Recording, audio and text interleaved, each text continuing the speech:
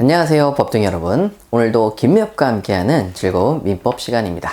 자, 오늘은 좀 특이한 내용의 질문이 있어서 그 질문에 답을 드리는 시간을 갖도록 하겠습니다.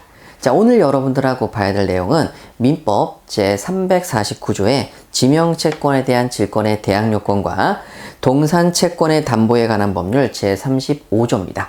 요 두 가지 조문을 서로 비교해서 정리를 하셨는데 좀 이해가 되지 않은 부분이 계셨는지 게시판에 질문이 올라왔고요. 사실 동산채권의 담보에 관한 법률은 민법에서 정리해드리는 부분은 아니지요. 하지만 민법을 공부하신 분들이 그 연장선상에서 이해를 하실 수 있도록 기존에 공부했던 내용을 다시 한번 꼼꼼히 정리해드리고 그 다음에 우리 기존에 공부했던 것 말고 새로 추가되는 부분도 좀 있거든요. 그래서 그 부분까지 정리를 한 다음에 동채법에 대해서 한번 살펴보도록 하겠습니다. 오늘은 좀 굉장히 특별한 시간이죠. 자, 그러면 여러분 우리가 공부했던 내용 중에서 몇 가지만 좀 기본적인 전제로 살펴보도록 할까요? 채무자가 한 명인데 채권자가 여러 명입니다. 즉 돈을 빌려준 사람들이 많았다는 얘기죠. 그럼 그 채권자들 사이에 우선순위가 있었을까요? 없었습니다. 만약 우선 면제를 받고 싶었더라면 그때 그 사람은 담보물권을 설정하면 됩니다. 그래서 담보물권을 설정하면 우선 면제를 받게 되는 것이죠. 기존에 공부하셨던 내용 중에서 채권자들 사이에는 우선권이 없다. 평등이다 라고 말씀을 드렸어요. 그런데 자, 요 내용이 제450조랑 연결이 됩니다. 자, 여러분 여기서 을이 갑한테 채권을 가지고 있었습니다. 3천만 원.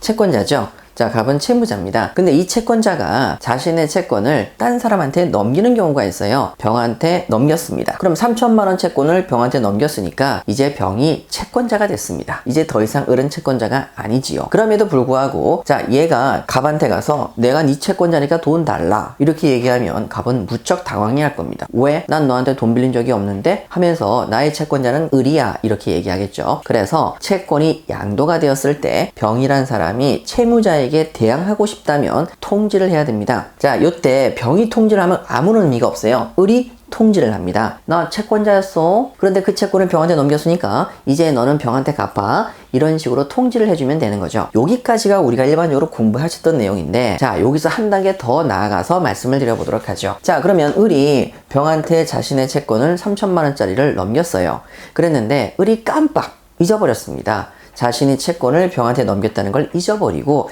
다시 채권을 정한테 넘기면서 네가 네 채권 가져가 하면서 3천만 원 채권을 정한테 넘겨버렸죠. 그러면 얘가 채권자입니까? 얘가 채권자입니까? 자, 이때 채무자는 그 중에서 한 명한테만 갚아야 됩니다. 3천만 원을. 하나의 채권을 2명 이상이 가져갔을 때에는 한 사람한테만 돈을 줘야 되니까 채권자 사이에 우선을 잡아야 됩니다. 그래서 그 우선을 어떻게 잡는 것까지 말씀드려 보도록 할게요. 자, 그러면 저랑 같이 450조를 보실 겁니다. 자, 제1항입니다. 지명채권의 양도는 자, 여러분 지명채권이라는 게 뭐지요? 증서를 만들지 않아도 되는 채권입니다. 친구한테 30만 원 빌려주고 증서 안 만드시죠? 3천만 원 빌려준다면 증서를 만드실 수도 있지만 안 만들 수도 있습니다. 꼭 증서가 필요하지 않는 우리 일상생활에서 쓰는 채권이 지명채권이죠. 지명채권을 양도했습니다. 그러면 양도를 했으니까 자, 얘 입장에서는 내가 채권자야 하고 채무자에게 대항하고 싶죠. 그때 여러분 채권자가 채권을 양도하는 이 녹색 행위를 하는 순간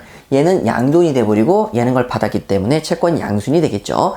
양도인이 자, 을이 뭐 하거나 통지하면 됩니다. 자, 누구한테 넘겼다고?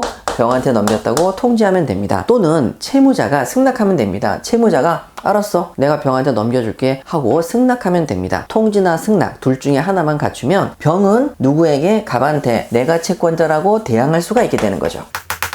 노란색으로 통지하는 순간 대항을 할 수 있게 됩니다. 뭐라고 되어 있냐면 양도인이 채무자에게 통지, 채무자가 승낙하면 채무자나 기타 제3자에게 대항한다 라고 되어 있는데 그 중에서 채무자에게 대항합니다. 자, 이 채권을 병한테 양도해 놓고 갑한테 통지했어요.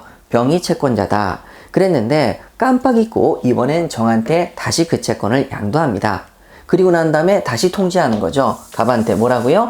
나 정한테 양도했다라고 통지를 합니다. 이렇게. 자, 그러면 여러분 정이 통지를 하는 순간 이제 어떻게 되겠습니까? 거기 나와 있는 대로 지명채권의 양도는 양도인이 정한테 양도했다고 채무자에게 통지하거나 채무자가 승낙을 하게 되면 자, 이때 얘는 채무자인 갑한테 내가 네 채권자다라고 대항할 수도 있지만 자, 이렇게 기존에 있었던 병 얘도 정의 입장에선 제3자죠. 얘한테도 내가 채권자다 라고 이렇게 대항할 수 있다는 얘기입니다. 자, 이렇게 됐으면은 병도 마찬가지로 통지를 했으니까 이렇게 대항만 했다수로 끝나는 게 아니라 이제 누구한테도 정한테도 대항할 수 있게 되는 거죠. 자, 이게 조문입니다. 통지나 승낙이 있었을 때에는 채무자에게도 대항할 수 있고 제3자에게도 대항할 수가 있는데, 문제는 이런 사람이 한 명이 아니라 두 명이다 보니까 우선순위를 잡아야 된다고 했습니까? 안 잡아야 된다고 했습니까? 잡아야 되는 거죠. 하나의 채권을 한 명한테만 갚아야 되거든요. 누구한테 갚아야 될지를 우선순위를 잡습니다. 자, 우선순위를 잡는 게 그 밑에 2항에 나와 있어요. 2항, 전항의 통지나 승낙은 확정일자에 있는 증서. 자, 통지를 할 때 이 통지에다가 확정일자가 있는 증서일 경우에는 그때 채무자 말고 얘 말고 제3자에게 대항할 수가 있다라고 얘기를 했기 때문에, 자, 여기 병에게 넘겼다라는 통지에다가 확정일자를 받았다면, 확정일자로 콱 하고 받았다면, 그때에는 여러분 병이 확정일자를 받았기 때문에 내가 적혀있는 날짜가 확정되었다라고 하기 때문에 병이 정한테도 대항을 할 수 있게 되는 거죠. 통지만 하면 채무자에게 대항할 수 있는데 확정까지 갖췄을 때 제3자에게 대항할 수 있게 되는 겁니다. 자, 요게 여러분 조문의 내용이죠. 확정일자가 뭡니까? 일자를 확정하는 겁니다. 이 날짜는 확정이 됐기 때문에 내가 임의적으로 바꾼 게 아니다. 국가기관이 도장을 꽝 하고 찍어줬기 때문에 이건 내가 바꿀 수 있는 날짜가 아니다. 이건 정해진 날짜다 라는 것이 확정일자입니다. 마지막으로 정리를 하시면 이제 450조 가겠습니다. 채권이 양도되었다. 채권이 양도되었다. 그러면 뭐를 할 때 통지를 하거나 양률이 통지하거나 채무자가 승낙을 하면 그때 이것을 가지고는 갑에게도 대항할 수가 있다. 채무자에게 대항할 수가 있어요. 하지만 제3자에게 대항할 때에는 요것만 가지고는 부족하고 450조 2항으로 가서 확정일자를 받았을 때 대항할 수 있게 됩니다. 아셨죠? 그래서 통지나 승낙만으로는 채무자에게 대항할 수 있는 것이고 제3자에게도 대항할 수 있는데 그것만 가지고는 좀 약하고 확정일자를 받았을 때 진짜 제3자에게도 대항할 수가 있다. 이렇게 여러분 전제로 확인하시기 바랍니다. 자, 그러면 이렇게 전제가 됐으니 자, 이번에는요 질권으로 넘어와 볼게요. 자, 질권으로 넘어오게 되면은 선생님 질권하고 양도는 다르지 않습니까? 아니요. 권리질권은 권리의 양도 방법에 의해서 질권을 설정하기 때문에 이 방식이 그대로 넘어옵니다. 자, 그러면 여러분 여기서 을이 갑에 대해서 여러분 3천만 원의 채권자입니다. 그런데 그 채권을 가지고 양도한 게 아니라 이번엔 병한테 질권을 설정해 줬습니다. 자, 양도할 때는 양도인이 됐지만 질권을 설정해 줬기 때문에 을은 용어가 질권 설정자로 바뀌는 거죠. 그리고 병은 질권자가 되겠습니다. 근데 이 질권도 마찬가지로 두 명한테 할 수 있지요. 얘한테 질권을 설정해 줬는데 증서가 없다 보니 을이 까먹고 다시 정한테 그 채권을 담보로 또 돈을 빌리는 거죠. 질권을 설정해 준 겁니다. 이렇게 질권자가 두 명 있을 수가 있습니다. 이때에도 마찬가지로 우선순위 잡습니까? 안 잡습니까? 잡아야 되겠죠. 자, 349조를 갈게요.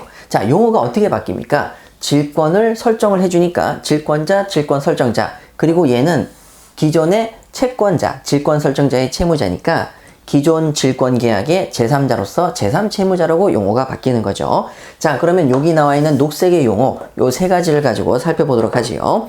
자, 349조 1항입니다. 지명채권을 목적으로 한 질권의 설정. 질권의 설정은 자, 그때는 양도인이었는데 지금은 뭐라고 불러야 되겠습니까? 질권 설정자가 채무자에게 통지하라고 그랬는데 여기선 용어가 뭘로 바뀌겠습니까? 제3채무자죠. 제3채무자에게 질권 설정의 사실을 뭐 한다? 여러분, 통지합니다. 나 병한테 질권 설정했어. 이렇게 해서 통지하는 거죠. 우선 채무자가 승낙한다고 그랬는데 여기는 제3채무자니까 제3채무자가 승낙하면 되겠죠. 자, 제3채무자가 승낙하면 이때 자, 마찬가지로 통지만 가지고도 자, 뭐라고요? 채무자, 자, 그리고 기타 제3자에게 대항할 수 있게 되는 거죠. 그러나 제3자에게 대항하기 위해선 이것만 가지고 충분하다, 좀 약하다. 약하죠. 왜? 여러분 조문에 349조 보니까 450조 규정에 의해서 450조 규정에 의해서 라고 되어 있기 때문에 자, 요렇게 통지만 가지고도 요렇게 대항의 효력이 생기는데 확정일자를 갖추면 그때는 이제 누구한테도 다른 제3자에게도 뭐 할 수 있다? 대항력이 생기는 거죠. 확정을 하게 되면, 확정일자를 갖추게 되면 뭐가 생긴다? 대항력이 생긴다는 거죠. 그러면 여러분 여기서 이제 저기 있는 내용과 똑같이 전개를 해보면 을이 병한테 질권을 설정해 줬을 때 나 병한테 질권 설정했다고 통지했었습니다.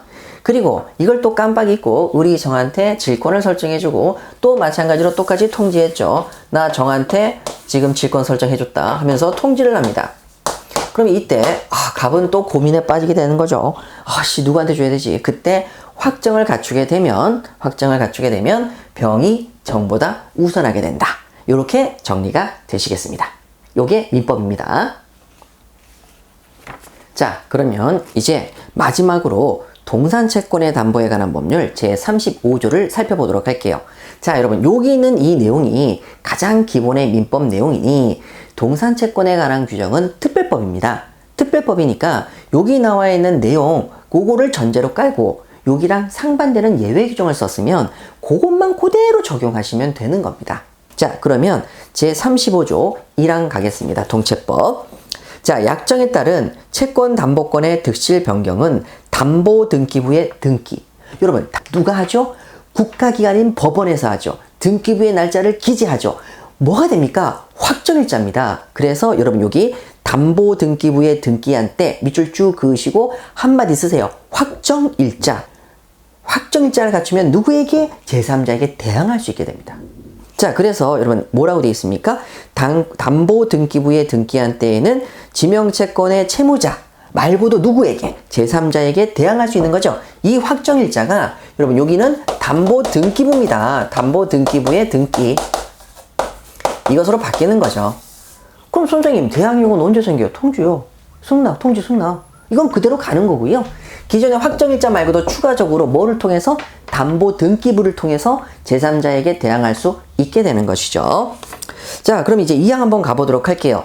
담보권자 또는 담보 설정자는 제3채무자에게 등기사항 증명서를 건네주는 방법으로 그 사실을 통지하거나 제3채무자가 이를 승낙하면 제3채무자에게 대항할 수 있다. 여러분, 통지하래요. 그런데 여러분 여기서 잘 보세요. 뭐냐면 채권 증서가 없었을 때는 누가 통지했죠? 당연히 질권 설정자가, 담보 설정자가 통지했습니다. 그쵸?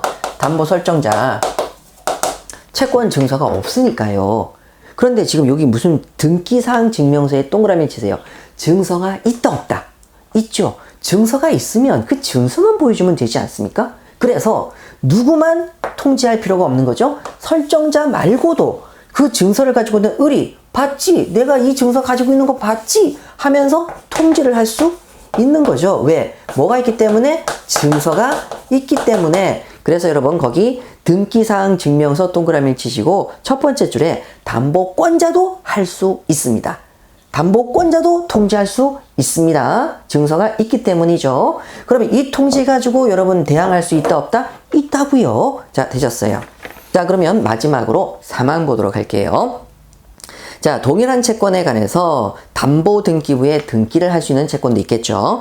그리고 민법의 349조, 450조 2항에 따른 통지 또는 승낙. 자, 여러분, 요 확정, 그 다음에 여기 통지, 이런 것들이 있었을 때 담보권자 또는 담보의 목적인 채권의 양수인은 법률에 다른 규정이 없으면 제3채무자 외에 제3자에 대한 등기와 그 도달, 통지의 도달, 승낙의 선우에 따라 권리를 주장할 수가 있다. 여러분, 확정일자 갖추고 그 다음에 담보등기부 갖추고 있다면 그때는 선우가 잡힌다 안 잡힌다? 잡힌다.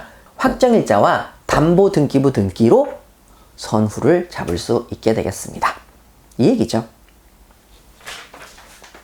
자, 여러분 오늘 공부하신 내용이 바로 민법의 기본적인 개념을 충실히 잡으면 바로 해결이 되는 그런 내용이 되겠습니다. 오늘 공부는 여기까지 하도록 하시고요. 자, 우리 법둥이 여러분, 오늘 질문 아주 좋았습니다. 여러분 앞으로 이렇게 열심히 공부해 주시길 바라고 여러분들의 질문 언제든지 해결해 드리려고 하겠습니다. 여러분 다음 시간에 또 만나요. 안녕.